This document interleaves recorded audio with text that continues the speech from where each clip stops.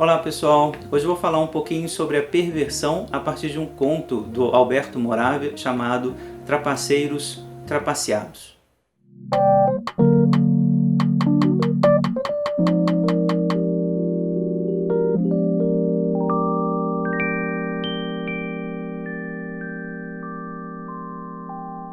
O conto Trapaceiros Trapaceados está nesse livro aqui, de Contos Dispersos, do Alberto Moravia, editado pela Bertrand Brasil, e se estende da página 362 até a 366. Conto super pequenininho, mas muito engraçado, como é o estilo do Moravia, né? Assim, um bom humor cotidiano, e que fala de um sujeito que gostava de fazer trapaças na rua.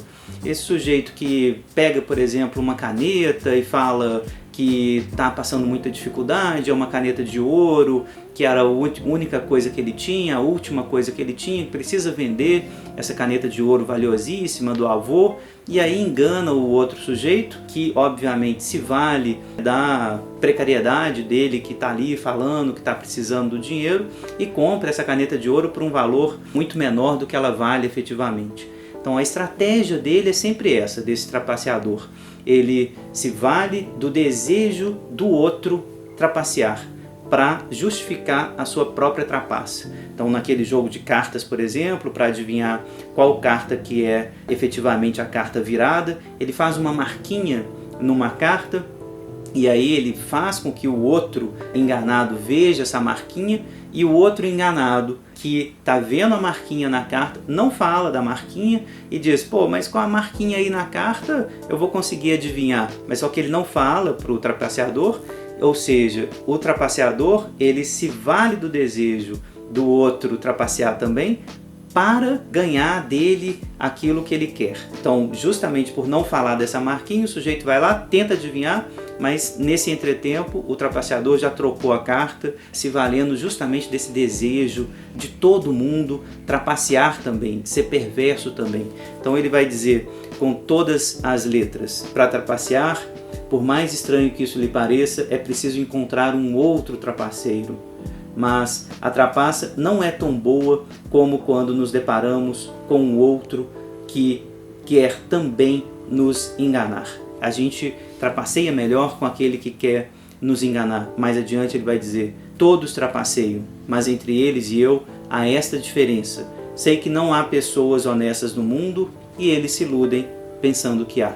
Então ele está partindo do pressuposto que todo mundo é trapaceiro, que não há ninguém honesto, que todo mundo vai trapacear. E é graças a isso que ele legitima, inclusive, o seu ato. Esse personagem aqui, inclusive, me faz lembrar muito um dos livros do talentoso Ripley, da Patricia Highsmith, que traz esse personagem maravilhoso, né? O Ripley, em um dos livros, o Ripley quer provar que todo mundo também é perverso, né? Vai pegar um sujeito, por exemplo, que está precisando de dinheiro para fazer uma cirurgia do filho adoentado, e aí vai fazer com que esse sujeito, por exemplo, mate por dinheiro. Todo mundo pode ser um assassino. Ripley quer provar isso, quer provar que todo mundo é perverso, que todo mundo também é como ele, ou seja, ninguém é confiável, não há pessoas confiáveis no mundo. Isso parece ser um tipo de perversão típica, né? Um tipo de perversão que está mostrando o mundo não é confiável, o outro não é confiável. Queria usar um pouco esse conto aqui para falar um pouquinho sobre o que é perversão para a psicanálise. De maneira geral, o termo perversão é um termo ligado à moralidade, à filosofia moral, né? Um termo que vai sendo apropriado pela psicanálise dos discursos médicos, discursos filosóficos ali do século XIX. Tem a ver com um desvio moral, né? Um certo paradigma que está sendo quebrado, um certo modelo moral que está sendo quebrado. Não tem como limpar esse termo dessa história moralista que ele tem. Perversão tem a ver com isso.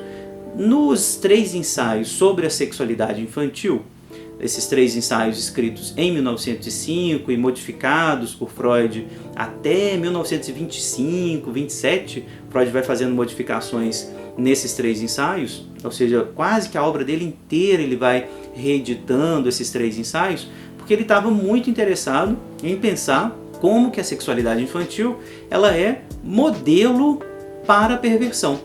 Ele vai ali estabelecer uma tese fundamental que a sexualidade infantil é uma sexualidade perversa. Essa tese é uma tese que está estabelecendo que perversão em psicanálise tem a ver com a sexualidade infantil. Qual que é essa relação da sexualidade infantil perversa e polimorfa com a perversão enquanto categoria nosográfica? É essa a dificuldade que a gente vai ter que conversar e vai ter que estabelecer hoje. A sexualidade infantil perversa e polimorfa é perversa com relação ao instinto.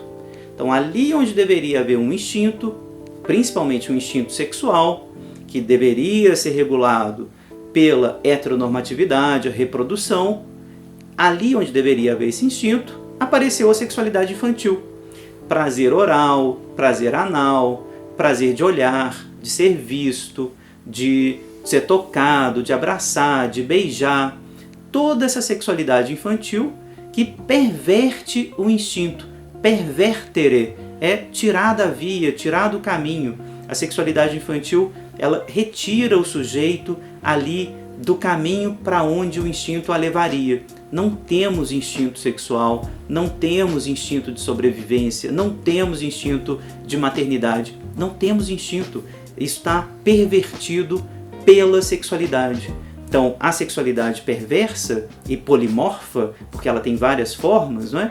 Essa sexualidade infantil é perversa e polimorfa porque ela está sendo retirada do caminho. Então, essa é uma primeira caracterização da sexualidade perversa. Esse termo perverso, então, aparece aqui nesse regime para demonstrar que não há um caminho único, não há um caminho universal. Os caminhos da sexualidade, os caminhos do prazer são sempre singulares. Nunca um caminho universal que seria regulado pelo instinto.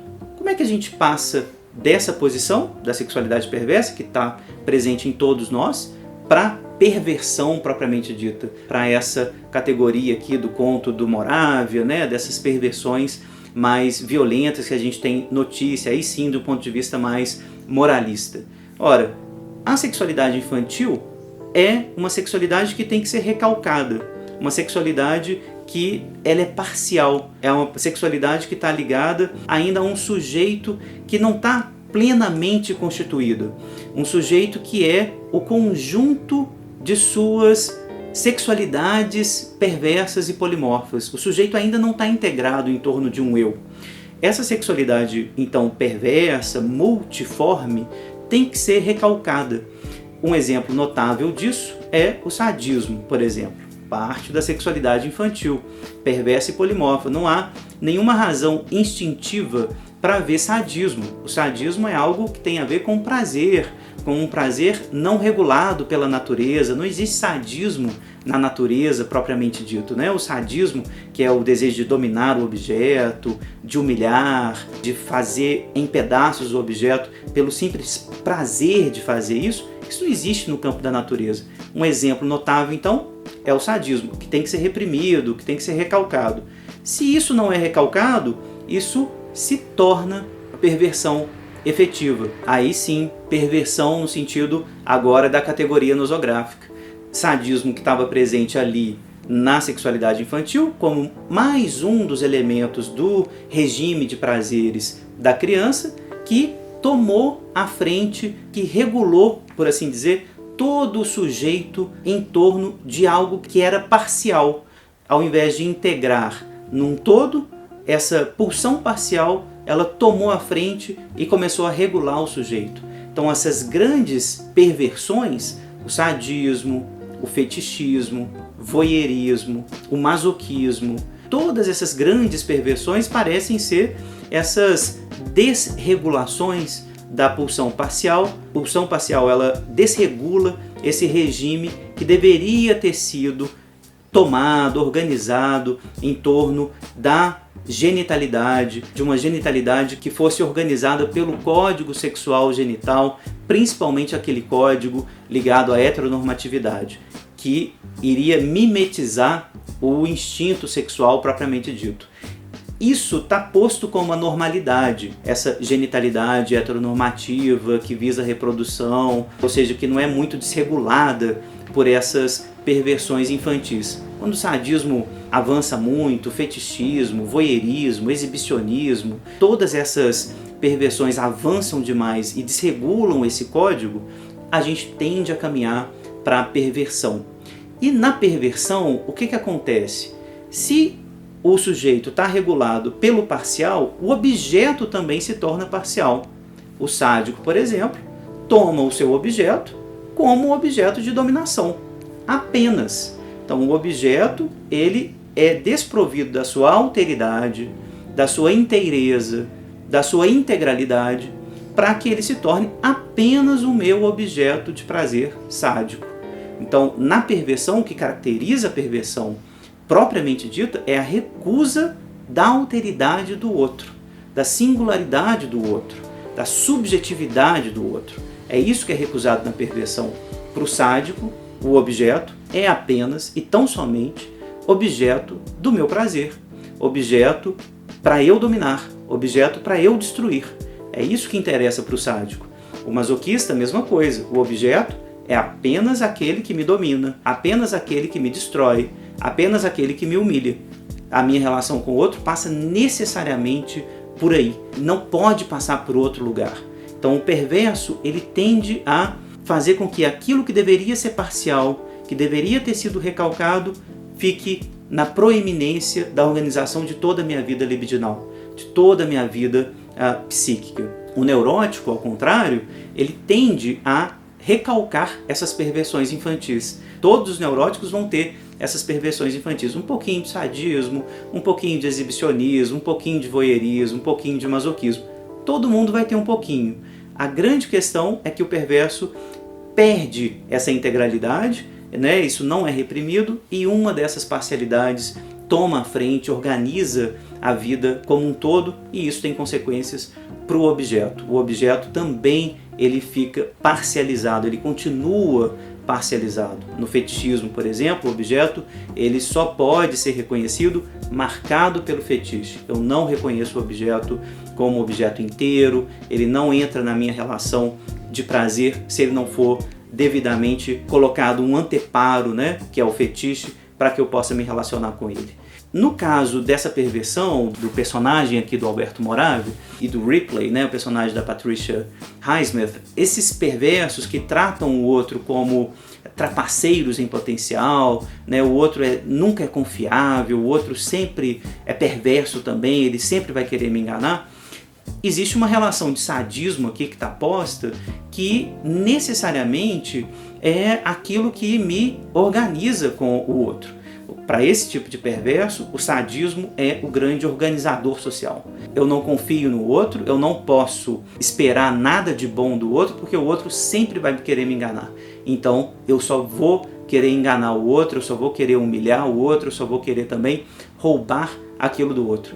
E se eu posso fazer isso com um álibi, melhor ainda. Eu gozo quando eu mostro para o outro que todo mundo tem essa perversão que em mim eu reconheço de forma claríssima. Você também engana, você também é perverso, você também deseja lucrar sobre o outro, você também não é solidário, você quando vê alguém passando dificuldade e vendendo uma caneta de ouro, você vai lá e não paga o valor integral dessa caneta, você vai pagar o valor mínimo só para aproveitar da dor do outro. Isso legitima, isso dá um certo álibi para o meu sadismo, para vender a caneta, na verdade, de ferro pintado, mas dizendo que é de ouro. Isso vai me legitimar, isso vai me deixar, inclusive, mais feliz de que não enganei, na verdade, porque, na verdade, quem quis enganar foi você. Essa lógica da perversão, aqui no personagem do Moravia, me parece uma lógica exemplar de como que a gente passa da sexualidade infantil, perversa, para perversão como um todo. O objeto continua parcial, ou seja, nesse caso, ele continua sendo o objeto a enganar e o objeto enganador. A relação com o outro está sempre estabelecida por essa via do engano. Que a gente vá se enganar, que a gente vá desejar brincar com o outro, de esconde-esconde, de enganar, de falar uma mentirinha, que no mundo neurótico isso exista como, inclusive, fonte de prazer, isso está posto para todos os neuróticos. Que isso organize a vida de alguém é outra questão. É isso que vai distinguir a neurose comum da perversão que tomam o engano, por exemplo, o engano como sendo o regulador das relações libidinais. Então, enganar, brincar de enganar, ir ao teatro, por exemplo, eu acho que é uma grande brincadeira de enganar. Pode ser muito prazerosa, mas isso tem um lugar, isso tem um limite, né? Isso tem toda uma certa lógica das trocas, etc. Campo da neurose. Mas regular a sua existência através do engano, isso é outro departamento, isso é uma outra lógica. Era isso que eu queria então comentar a partir desse conto do Moravia, que eu gosto demais, recomendo muito a obra dele como um todo, né? Um autor super engraçado, assim, contos que estão se passando ali mais ou menos na primeira metade do século XX, na Itália principalmente. Vale muito a pena ler o Moravia, esse é um dos contos brilhantes dele. Recomendo a leitura então, e recomendo também a leitura dos 3 ensaios sobre a sexualidade infantil, texto seminal do Freud, né, onde ele começa a estabelecer as bases daquilo que é a sexualidade perversa, infantil, que por sua vez vai dar origem talvez à perversão, né, a posição subjetiva, a categoria nosográfica, que é diferente então da sexualidade infantil, essa posição que é a perversão. Eu espero ter deixado então claro os principais pontos entre a sexualidade infantil, que é perversa, e a perversão propriamente dita, posição nosográfica, para a gente começar a conversar sobre isso. Então, se vocês gostaram, se quiserem comentar, critiquem, compartilhem, se inscrevam no canal, é importante, me deem notícias sobre o que vocês acharam desse vídeo. Muito obrigado.